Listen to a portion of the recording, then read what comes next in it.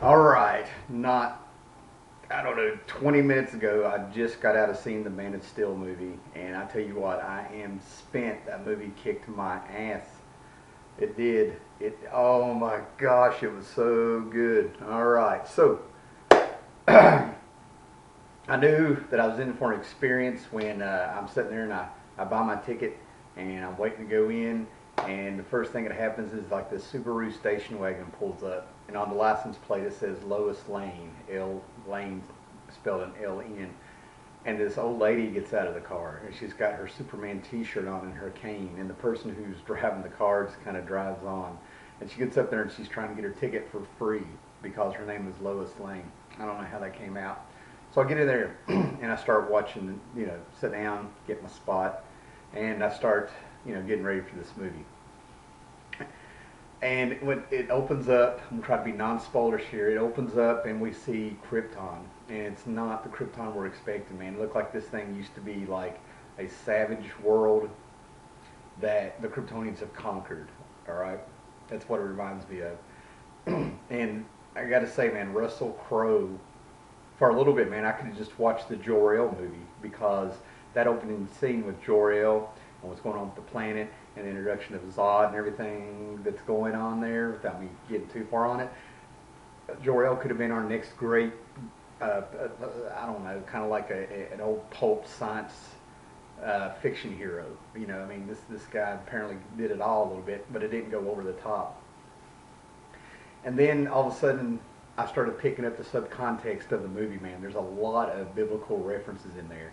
This is Superman, not Superman the immigrant, not even so much Superman the hero, but Superman the Christ figure. Because what they're doing is Russell Crowe actually, I'm 99% sure, had a quote from the Bible that you got to catch real quick about how we would, on Earth, would react to Superman, what Superman would be, what Kal-El would be. And we even have a moment of humanity there with Laura. Even Superman's birth on this planet is something special. Not Immaculate Conception, but something like that. And then like Moses being put in the little boat and cast down the river, that's kind of what they've done to Kal-El. So all of a sudden it flashes back into the future. The movie picks up 33 years later.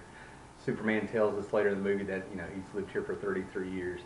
Hopefully, anybody that knows their Bible stories knows what the significance of the age of 33 is. And then there's all sorts of little subcontext hidden in there.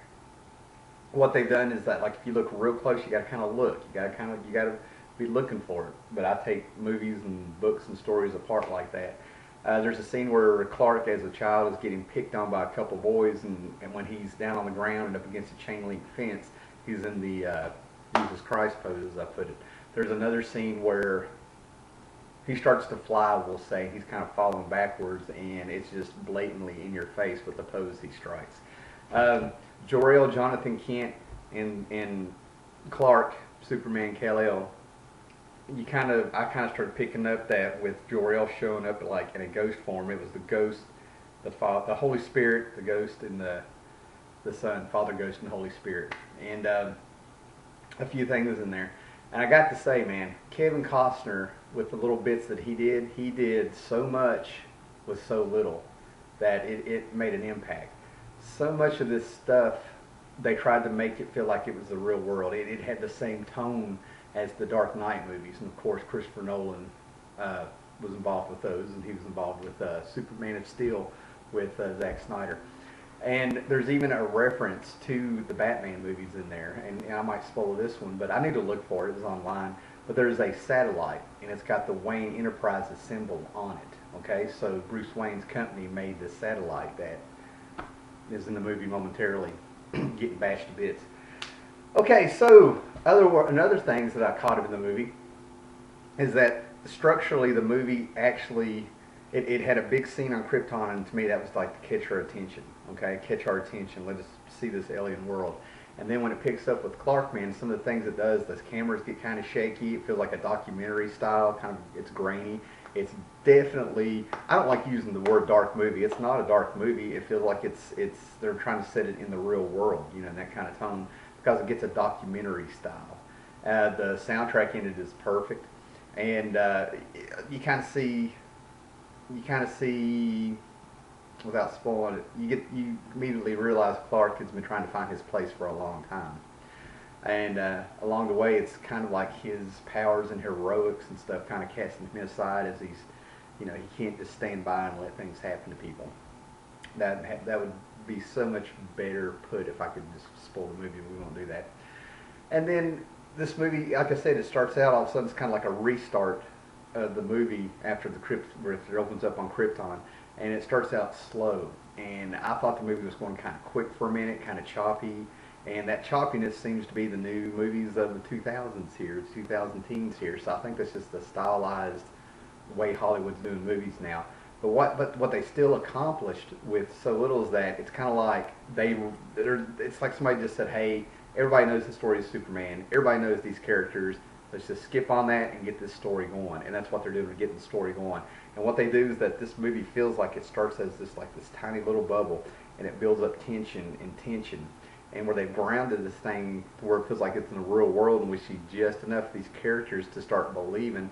By the time it gets bigger and this tension mounts, all of a sudden you're able to suspend your disbelief when you get to the epic massiveness of the final battles in this movie. And the fight scenes with superpowers are so well done that I'm not going to say anything because it will spoil the movie, but I saw some shades of what it would be like to see the Flash on in a movie if they did a Justice League movie. I saw a little, so this is how it's going to be. And the fight scenes were so well done. It's like you were right in the middle of it, seeing some of this stuff like you're right there, like you're seeing this through Superman's eyes. Some of this stuff is just so well handled. It's made a lot of other, and I can't believe I'm saying this because I love a lot of other superhero movies. Let's face it, this is its own genre now. Is that it made them look kind of cartoony after seeing this one. That really surprised me. So this thing just gets bigger, bigger, bigger. It's kind of like our good buddy Roger, who has his own page, and I might link down his review of it. He whipped out and kind of compared it to some comic books, which is why I'm not doing that. He nailed them all. But it's like, I would take like the comics Superman versus Doomsday, The Death of Superman, and if you read that, it starts out with little panels, and as the story progresses, it eventually gets to where it's big splash pages, and that's what this does. Now there's some odes in there, like little Easter eggs, I think, of the way I'm reading them, in there to some of the past Superman stuff. There is the faster than a speeding bullet. There is a more powerful than a locomotive, and there is able to leap tall buildings in a single bound. It's all in there structurally. You just got to know your Superman lore to be able to oh, I see what they did there.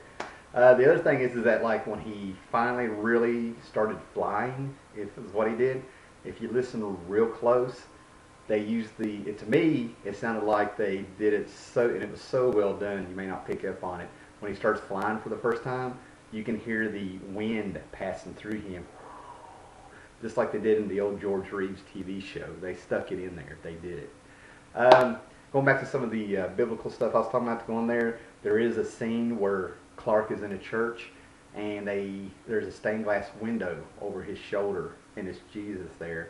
And then he's talking to a priest, and the priest has the cross over his shoulder and stuff. And that's where I think they finally just did it. They used a lot of words in there like penitence,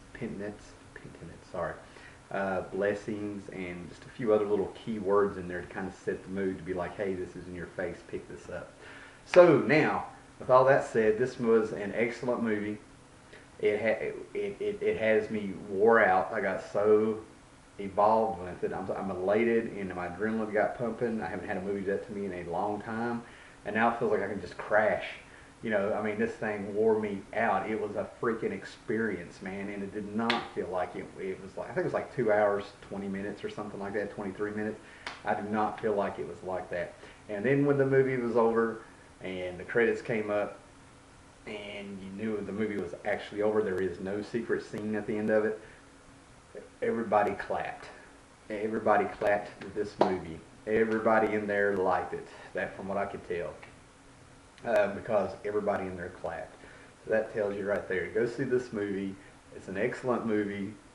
and I think it set a new bar on action scenes, handling the story, giving odes back to the comics just a little bit, and it didn't really take a shot at the older movies either. If anything, it kind of like, if you want to know all the background story on Clark and Lois and all that stuff, those movies are still there, but this is a fresh start. Let me make that clear. This is a fresh start. So, go see the movie. I was extremely happy with it.